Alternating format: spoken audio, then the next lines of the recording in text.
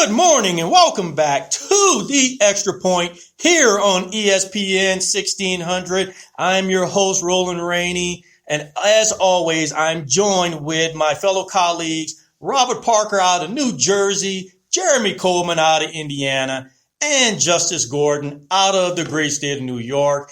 And today's episode, ladies and gentlemen, is a great one because today we have an exclusive interview with wide receiver free agent Akeem Gordon.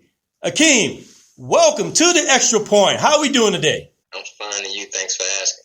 Hey, great to have you on. And look, there's a lot of folks out there that cannot wait to hear what you have to say.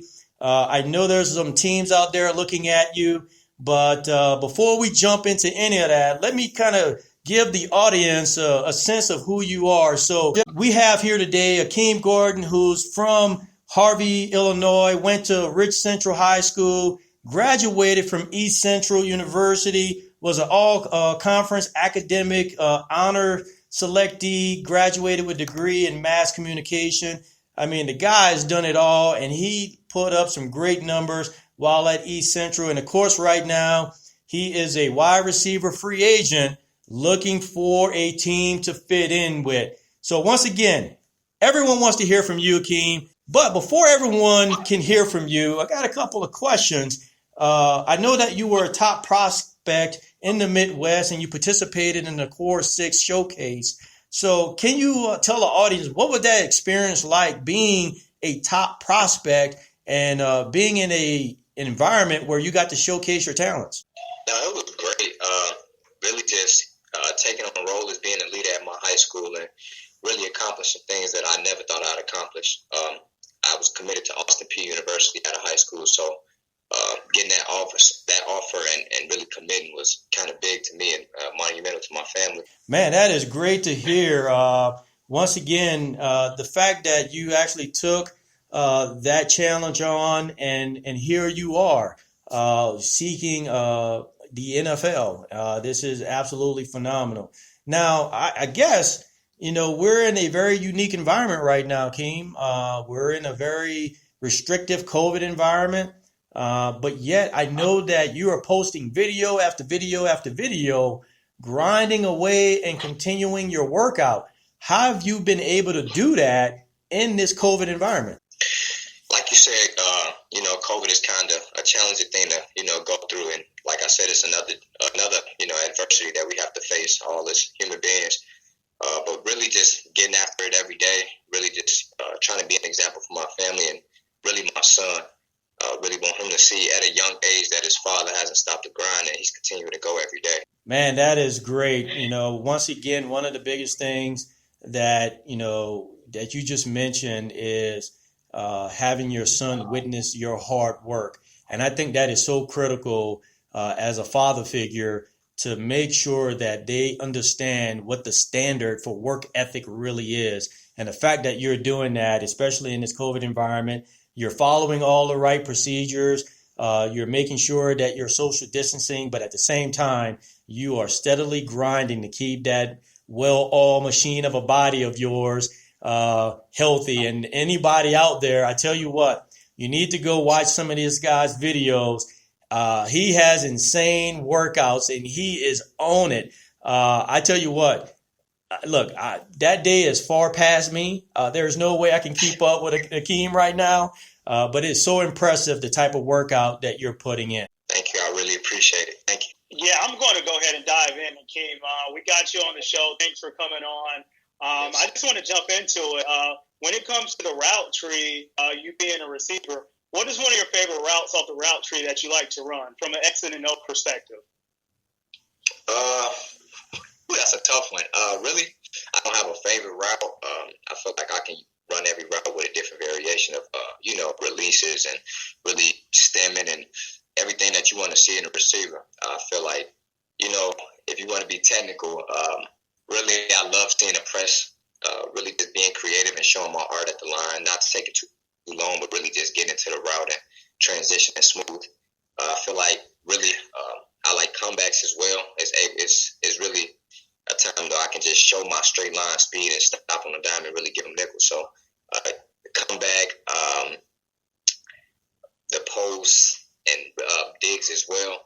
Diggs really getting out the break, and I, really show what I got at the top of the break. Just either if I can stop and swim move or just go over with a speed release. So just different variations and not really having a favorite route, but at the same time having something, a go-to for every route that I have or every route that I have to run. Kind of building off Robert's question there, you say you can run all the routes. Who do you really kind of model your game after? I know the common thing is you take a lot of different things from different receivers, but who would you say you kind of compare yourself to? And really, I study a lot of Keenan Allen. I'm a big fan of all the guys from Florida, so I study, how they really drop their weight is what we call it, and really getting in and transitioning out the break. As far as being creative, I mean, Keenan Allen, Devontae Adams, so in that sort of nature. But I feel like, putting all that together and making it compact, I feel like I really model Cole Beasley type, really just coming across the middle, getting what you have to get, and and some. So really just catching the ball, getting downfield, and Cole Beasley, he does a great example of that. He's not the fast, he's not the biggest, not the strongest, but he finds a way to get it done. Right now, last week he had 7 catches for over 100 yards, and they have John Brown and Stephon Diggs. So being able to complement those guys and lead in the same direction is phenomenal to me. And, I plan to follow his steps as well. Yeah, Keem, man, thanks for coming on. I really appreciate it. I appreciate it, man. Thank you. Since we met and we talked a few weeks ago, I definitely dove into your tape a little bit, what was out there. And, I stumbled on the video of the 7-on-7, 11-on-11s, the 1-on-1s from ECU. The way you're able to separate, it's something special. Not a lot of guys can do it. And, I kind of dove into the stats a little bit. And, something that really, kind of confused me is, the lack of production, like why you weren't used more. Because, when I watch you on tape, you create separation better than anyone I've really seen. You're always open. You got good hands. I'm just wondering, from your point of view, why you think you weren't used more at ECU. That's a great question. I appreciate you asking that question as well. I feel like it was a lack of productivity because the situation that I was in, being a walk-on, I ended up walking on that transfer from Fort Scott Community College. So it was kind of difficult for me grasping the playbook my first semester there, being behind an NFL receiver who goes by the name of Trinity Benson, who really he took me under his wing and taught me the ropes. And transitioning from that first year to that second year, I feel like I progressed tremendously. Went in the spring, I did my thing. I separated, like you said. I ran every route smoothly. Never took a route off, never took a rep off. And come regular season, I was kind of behind. Not sure why that happened. I guess it was just not fitting the play style or whatever, because the coaching staff that we had were from Wisconsin, so we really didn't run and gun like we did in junior college. But so it was a kind of different play scheme to me. So I guess that they felt like I didn't fit the system or whatever, and that's okay with me. But when I didn't get in, my best game against Southwest Oklahoma, I had 4 catches for 65, 2 block punts in one game, a fumble recovery, and a tackle. So it wasn't a lack of production that I couldn't do it. It was just a lack of production that I wasn't given the opportunity every play. Every day they told me that, I was a leader, and that I was, basically the big guy in the room to teach everybody how to get out their routes, how to, be creative at the line of scrimmage. So not being utilized, I don't know what the disconnection was between me and the staff. It just went from there. But whatever it is, I wish I could have done more. But now I'm just looking for opportunity to further my career. When you go on the field, what is your mental makeup and your mindset every time you attack the field of play? I know you talked about, having every repertoire in the toolbox to run every route in the route tree. So how do you, from a mental standpoint, how do you attack, your breaks, going in and out of your breaks and everything on the field?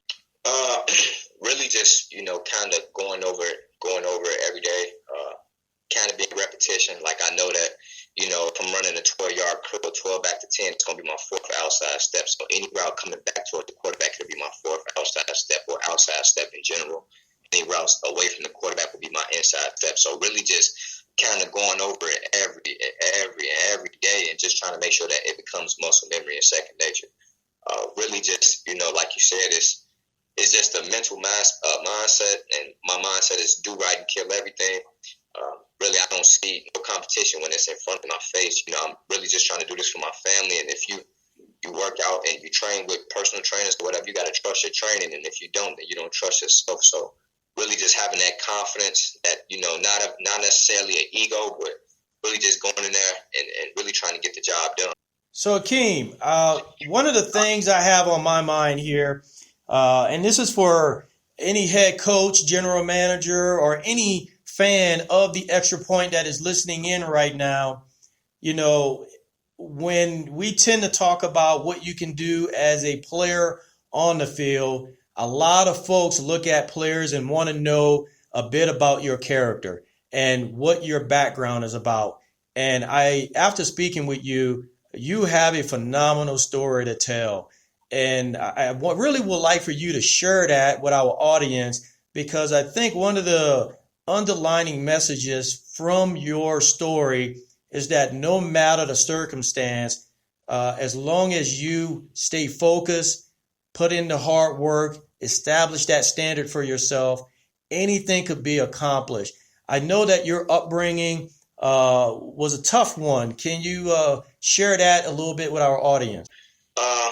So when I was 2 days old, my mother, she ended up getting into like a formal agreement with my brother's father side of the family, told them, keep me for a couple of days or whatever, basically like babysitting or whatever. But I guess they ended up going off and running off with me and whatnot. And when my mother tried to come back and get her, they kind of sliced her in the face. So my mother was kind of scared to come around, for the time being. So I ended up going to grade school. I was expelled in first grade. The kid in my classroom had a real gun in his bag. So the gun ended up in my bag, and I ended up being caught for it. No charges were ever pinned against me or anything, but that ended up happening. So I ended up having to leave that school and relocate to another city, which was Harvey, Illinois. And I was out there with my family, the family that I was residing with at the time. Nothing but poverty, drugs, money. Really not a family household. Really going to school every day in the same clothes. Getting in trouble, falling below standard in grades and academics. So really trying to overcome that as a young man. One day I was walking home, and I ended up seeing my real parents driving past, and it was this guy in my classroom who is now my best friend. His name is Daquan Dully. Plays at Carson Newman. Him and I were real close. Well, he and his mom and my mother were going to college at the same time, and they ended up saying, "What was that guy, King Gordon, doing in school today?" And my mother ended up hearing it. So she ended up finding me. We ended up going to court. She ended up getting full custody of me. I ended up going to a school where Laquan where he graduated from, which is Cremonier. Ended up making a name there for myself, and we ended up transferred to Risk Central. I ended up graduating there with a 3.5 GPA. So as I committed to Austin P, a week before I was supposed to depart to Clarksville, Tennessee, I was shot at a stoplight. So I ended up flying to Texas that next day with my stepfather and my little brother. I went to Texas, and I ended up hearing that the whole Austin P coaching staff had got fired. So it kind of left me high and dry. I walked on to Austin P in 2015. They told me that they didn't want to start my clock in that year. So during that time, I ended up, in that fall of 2015, I ended up walking on to a prep school in El Paso, where I became great friends with a coach named Coach Maldonado. Really took me under his wing and really was teaching me the game and more about life. And the program ended up shutting down. It went blank, shut the whole program down. So I ended up taking a 34-hour Greyhound back to Dallas, Texas, where my family were now reside. And that whole I ended up going back to Trinity Valley in 2016 because they told me to come back in the spring.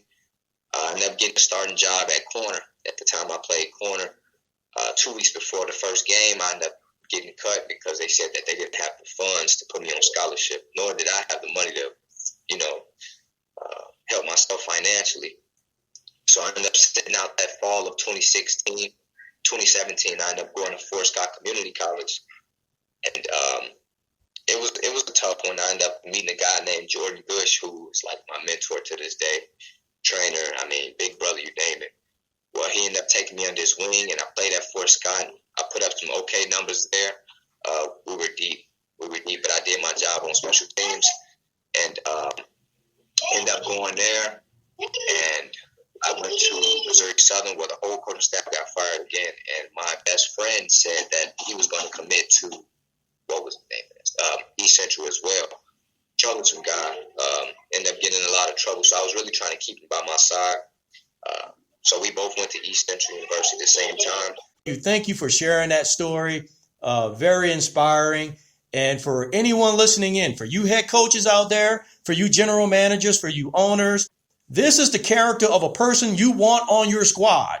You want someone like Akeem helping to lead and build other young men around him, around your organization with the same mentality, a go-get-em mentality, not letting any odds stand in his way to prevent him from achieving anything. So once again, Akeem, thank you for sharing that story. One of the things I would love to know is when you look at what you have accomplished, when you look at your talents on the field, what are the attributes about yourself that you want to convey to any NFL team right now that in the midst of everything that's going on, why they should sign you to a roster? Most people probably get the cliche answer, I work hard, I'm a workhorse. I don't really want to say that. I really have a family that's dependent on me. Son, my daughter, she's 1, my son is 2, my fiance is trying to get back in school. So really, this is a business for me as well. This is a job for me. So I attack the field, all my workouts every day. Like, really, my life is dependent on it. I mean, you're going to get a guy who's going to bring excitement every day. I mean, I'm always smiling, so there's never a dull moment with me. You see most people say, I play special teams well. That sounds cliche as well. I mean, you can play it, but it's also about making plays on that unit as well. And they say that's the first unit that starts the game off. And I'm trying to be a first person on that unit, to get down there and make the tackle, force the fumble, or whatever.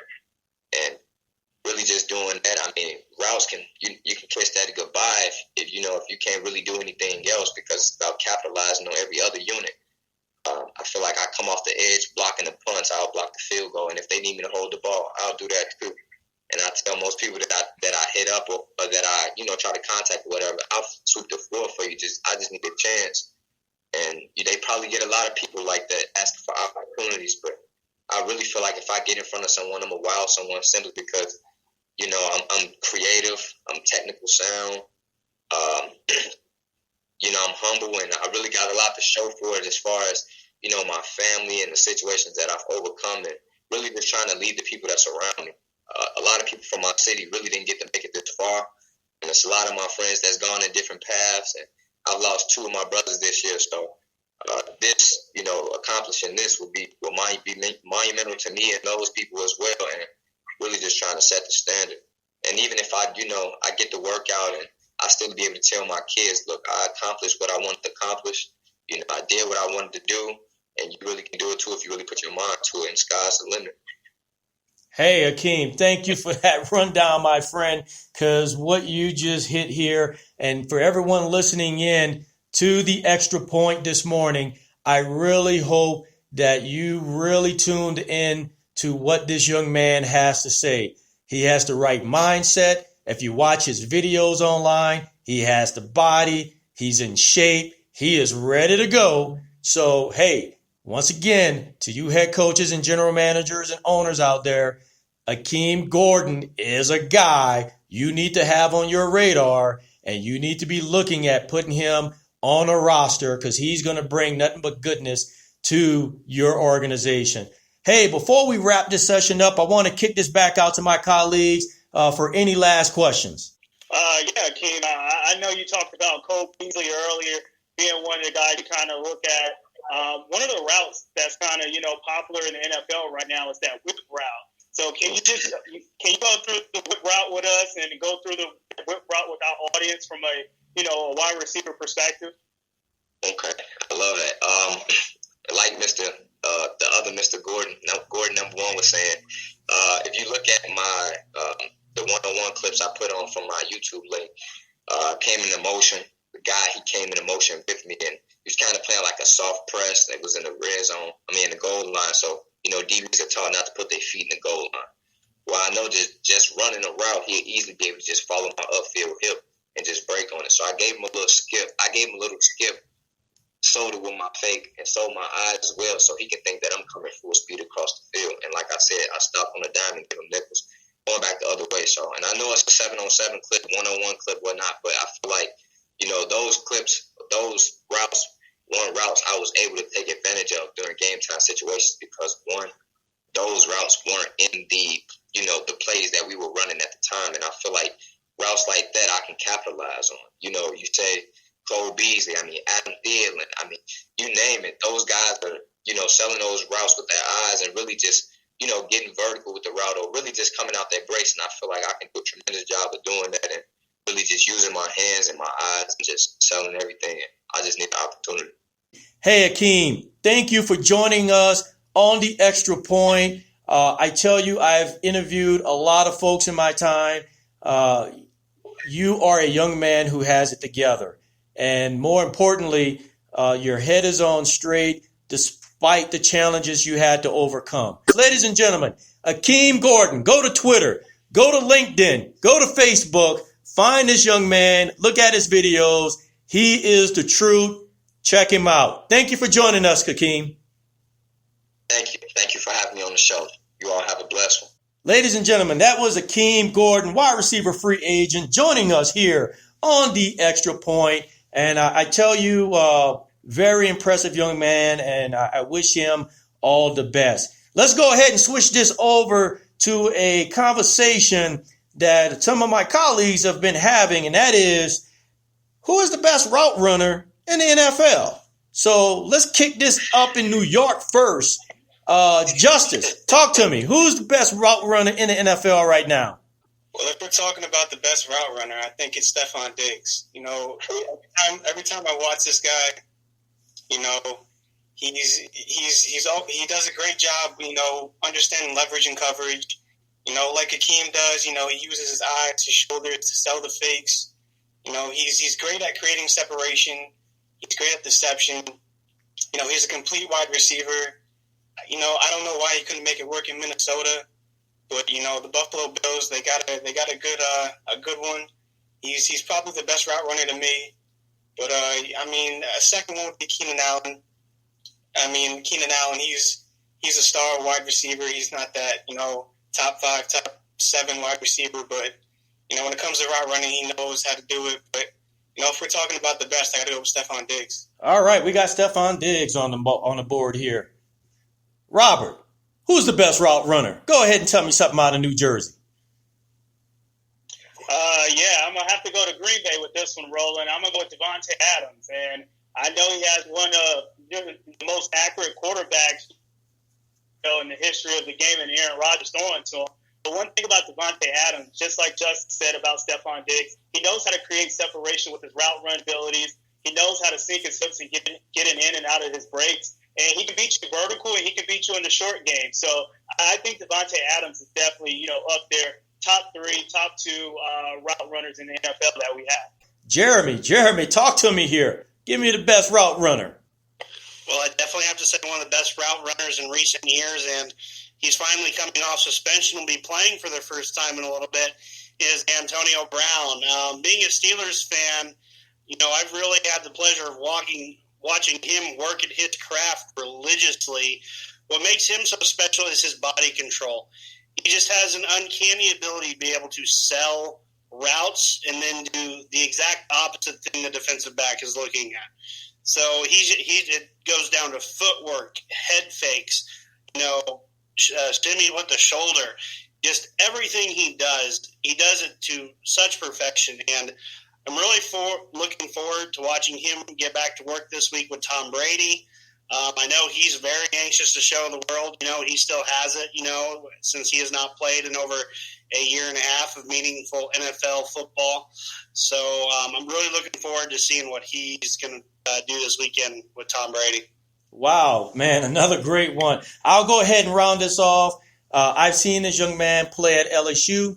He's dynamic. He's exciting. He's one of a kind, and that's Odell Beckham. The one thing I like about how he runs his route is he has the ability with footwork, with eye coordination, and with his hands, he can actually adjust his speed in his routes. I think that is a very unique trait when it comes to route running. Oftentimes, if you're going to go ahead and do a curl, do a dig, even if you want to do a snake route, oftentimes those type of routes are very rigid in nature. Well, he has the ability to, and pay attention. Well, we won't pay attention the rest of this year because he's out. But if you go back and watch film on him, look at his footwork and watch how he breaks his speed down in increments. Yes, he can jet right by you and haul butt down the field. But when you're looking for a quick slant off the line of scrimmage, he has the ability to show a defender one direction and adjust speed to another. That is a very unique trait, and that's what makes him exciting. That's what makes him who he is. Too bad we won't get him to get to see him with the Browns and see what they can do for the rest of the season, but I'm quite sure he's going to come back stronger as ever for next season. You've been listening into The Extra Point here on ESPN 1600.